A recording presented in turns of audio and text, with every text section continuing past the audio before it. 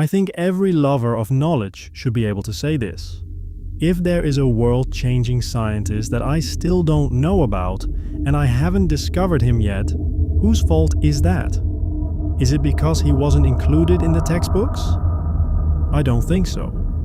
I think the real problem is that we don't dedicate ourselves enough to learning. We don't question enough. And doesn't that in itself lead us toward disaster? Today, we're going to explore the remarkable insights of the man who profoundly transformed the study of society, and I'm convinced his ideas will help you see life from an entirely different perspective. That genius was Ibn Khaldun. Have you ever had a moment like this? You wake up in the morning, you pick up your phone. News, crises, economic turmoil, wars, elections, divided societies, angry people. Everything seems to hit you at once. And then you ask yourself, why does the world keep repeating the same mistakes? Empires rise and fall. Prosperous societies eventually become complacent. Powerful leaders are first celebrated as heroes, and then that same power slowly consumes them. People keep making the same mistakes. Only the clothes, cities, and technologies change. But what if one man had seen this entire cycle nearly 700 years ago? What if he didn't merely tell history? What if he searched for the laws hidden within history itself? Today, I want to tell you about Ibn Khaldun, but this won't be a typical biography. This isn't going to be a dry story of Ibn Khaldun was born, he grew up, he wrote a book, and then he died. Instead, we're going to explore 7 life lessons drawn from his ideas. Because Ibn Khaldun wasn't simply a historian of the past, he was an early engineer of human behavior who studied how societies grow old, how people change when they gain power, how wealth can corrupt character, and why knowledge must be tested in life, not just preserved in books. I'm a 28-year-old historian living in Istanbul. Sometimes while walking through Eminönü, sometimes while sitting in the courtyard of Süleymaniye Mosque, and sometimes while looking at people's faces on a crowded ferry, I find myself wondering, if Ibn Khaldun were here today, what would he say about this city? He probably wouldn't focus on the buildings, he would focus on the people, because his real concern was never stones, palaces, or kings. His real question was this: what is the invisible force that keeps a society standing? And when that force disappears, why does everything begin collapsing from within while still appearing strong from the outside? And that's where the first lesson begins. Lesson 1. Look beyond events and search for causes. Ibn Khaldun teaches us something profound. History is not merely a list of things that happened. History is the art of understanding why they happened. That sounds simple, doesn't it? But most of us don't live that way. When someone fails, we only notice the failure. When a nation collapses, we remember only the final battle. When a company goes bankrupt, we talk about the last economic crisis. When a friend changes, we say, they weren't like this before. But Ibn Khaldun would say, wait, take a step back. What is the cause behind the event? Why does a society weaken? Why does a family fall apart? Why does a leader become corrupt? Why does a person lose their potential? A few years ago, I walked into a small second-hand bookstore in Istanbul. As I browsed through old history books, the elderly owner said something I never forgot. Son, people buy history books just to see who defeated whom. But the real question is, why did they lose? That sentence stayed with me because it perfectly captured Ibn Khaldun's way of thinking. Who won? Who lost? That's only the surface. Why did they win? Why did they lose? That's where wisdom begins. The same is true today. A nation becomes wealthy. Everyone applauds. But if young people lose hope, if trust disappears, if justice weakens, if families fragment, and if appearances become more important than productivity, that seemingly strong structure begins to crack from within. Ibn Khaldun teaches us, the visible event is merely the shadow of an invisible cause. So his first lesson is this: don't focus only on what happens in life. learn to see the causes that create those outcomes. Lesson 2. Money alone does not hold societies together. One of Ibn Khaldun's most famous concepts is asabiya. Simply put, it means the spirit of social solidarity, the trust people have in one another, a shared sense of purpose, the willingness to sacrifice personal interests for the greater good. Today, we might call it social cohesion, but Ibn Khaldun understood it clearly in the 14th century. The strength of a society does not come only from its army, wealth, palaces, or technology. Its true strength comes from the bonds between its people. Think about it. Can a wealthy family be happy if every member cares only about themselves? Can a talented team achieve greatness if everyone is undermining one another?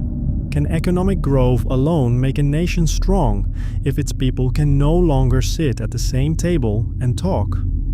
Ibn Khaldun's answer would be simple. No, because without strong bonds, no structure can endure for long. I feel this most strongly on Istanbul's ferries. In the morning rush, everyone is tired and rushing somewhere. Yet someone gives up a seat for an elderly passenger. Someone picks up a dropped bag. Someone helps a lost tourist. Small things. But sometimes society survives because of those small acts. His second lesson is this. The strength of a person or a society comes not from what they possess, but from how deeply they are connected to one another. Modern culture constantly promotes individual success, win, rise, shine, stand out. But Ibn Khaldun quietly reminds us, the person who rises alone may find themselves alone when the first storm arrives. Lesson 3. Comfort can be an invisible danger. This one is uncomfortable because we all want comfort. A better home, a better income, a less stressful life. There's nothing wrong with that. But Ibn Khaldun noticed something important. Societies develop discipline under hardship. They build solidarity through struggle, but when they live in comfort for too long, the resilience that made them strong begins to fade. The same applies to individuals. Many people experience their strongest growth during difficult times, because they must, because they work harder, because they stay focused, because they have little to lose and much to gain. Then success arrives, and with success comes a hidden danger, complacency. I don't need to work as hard anymore. I've already made it. I deserve this. And this is where Ibn Khaldun warns us. The character that created success can weaken in comfort. I experienced this myself. When I first started studying history at university, I would sometimes stay up all night taking notes.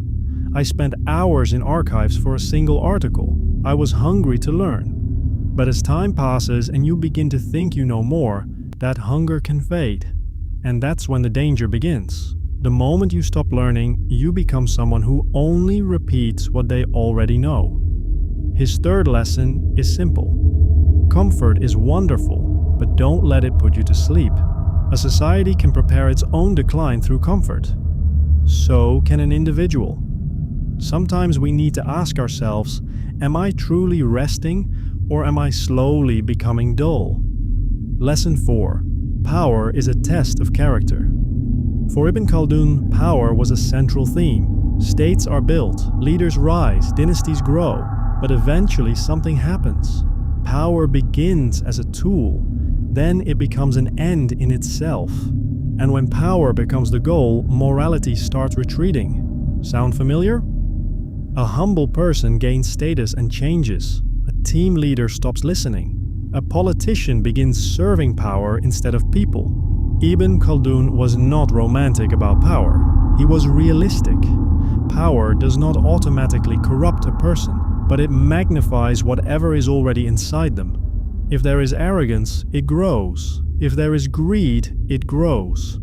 If there is compassion, that can grow too. Power is a mirror of character. While walking through Topkapi Palace one day, I felt this deeply. You see the gold, the ceremonies, the magnificent halls. And then you wonder, how many decisions were made here? How many people rose? How many fell? how many carried power wisely, and how many were crushed beneath it. His fourth lesson is this: before seeking power, ask yourself whether your character is strong enough to carry it. Because power does not make you greater, it simply reveals who you already are. Lesson 5. Don't memorize history, think with history. One reason Ibn Khaldun was extraordinary is that he criticized many historians before him. Why? Because they repeated stories without questioning them. A king did this, an army did that, a city fell. But Ibn Khaldun asked, is this actually possible? Does it make sense? Does it fit human nature, economics, and society? He wasn't only a historian, he was one of the earliest masters of critical thinking. And today, this lesson is more important than ever. Because now we don't just consume history books. We consume social media posts, short videos, half-truths, and fake quotes. Information appears before us. Do we instantly believe it? Or do we stop and ask, what's the source? Does this make sense? Who benefits from this information? Why am I being shown this right now? His fifth lesson is clear. Don't consume information. Question it. Unquestioned information isn't always knowledge. Sometimes it's a virus that has entered the mind. And here's the twist. Ibn Khaldun doesn't just teach us how to read history. He teaches us how to read the news, how to read social media, how to read people.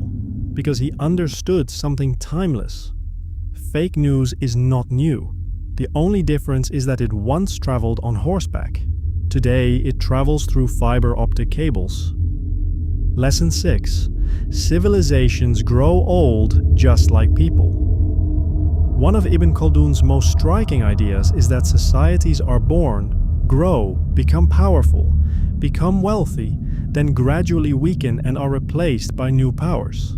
It's a sobering thought, because it reminds us that civilizations are mortal. Rome experienced it. The Abbasids experienced it. Al-Andalus experienced it. The Ottomans experienced it. And modern powers are not automatically exempt. But Ibn Khaldun was not a fatalist. He wasn't saying, everything collapses so nothing matters. He was offering a diagnosis. Why do societies grow old? Because production declines, luxury increases, justice weakens, leaders become disconnected from the people, the collective spirit disappears, people demand rights without embracing responsibilities, and most importantly, they forget the values that made them strong. The same applies to individuals. You can grow old in spirit long before you grow old in body. You grow old when you lose curiosity, when you stop learning, when you stop questioning yourself, when you're convinced you're always right. His sixth lesson is this: decline never begins all at once. It begins with small habits. Lesson 7. Those who understand the past see the future more clearly. Perhaps this is Ibn Khaldun's greatest legacy. The past is not merely memory. It is a laboratory of human nature. If you want to understand where a society is heading, don't just listen to today's slogans. Look at how people work. Look at whether young people still have hope. Look at justice. Look at whether knowledge is valued. Look at the spirit of families, schools, cities, and neighborhoods. Because the future is often hidden inside today's invisible habits. Sometimes while walking through Istanbul, I think about this. Roman ruins, Byzantine walls, Ottoman mosques, modern skyscrapers, different civilizations standing side by side in the same city. And you realize no power lasts forever, but humanity's search for meaning does. His seventh lesson is this: don't merely study the past. Use it to understand yourself and your own age. Because history doesn't only ask, what happened? Sometimes it quietly asks, are you about to make the same mistake again? Conclusion: what would Ibn Khaldun tell us today? Why are we so exhausted? Why are societies becoming so divided? Why doesn't increasing wealth always bring greater peace? Why do powerful people sometimes become more blind instead of more wise? Why do old mistakes keep returning under new names? From 7 centuries ago, Ibn Khaldun whispers a simple truth. History does not change until human beings change. Technology changes, cities grow, armies, economies, governments, and corporations evolve, but human pride, fear, ambition, need for belonging, search for trust, and desire for meaning remain remarkably similar. That is why Ibn Khaldun is not merely a scholar of the past. He is a mirror for the modern world. He teaches us, look beyond palaces and study ordinary people. Look beyond speeches and observe how leaders carry power. Look beyond outcomes and search for causes. Look beyond success and examine whether character can sustain it. And perhaps, most importantly, if you want to rise in life, don't focus only on gaining more. Learn to protect the things that keep you standing: solidarity, discipline, knowledge, and morality. Because according to Ibn Khaldun, decline does not always begin with an external enemy. Sometimes it begins when the bonds inside a society break apart. Sometimes comfort kills the spirit of struggle. Sometimes knowledge stops being questioned. Sometimes people forget the values that made them strong. And that leaves us with one final question. Are we truly progressing today, or are we simply repeating the same ancient mistakes behind brighter screens? If this video gave you a new perspective, don't forget to subscribe and turn on notifications. On this channel, we explore the forgotten scholars of the East, the ideas hidden in history, and the timeless questions that still shape our lives today. Until next time, take care. And remember, history never stayed in the past. It is still speaking to us today.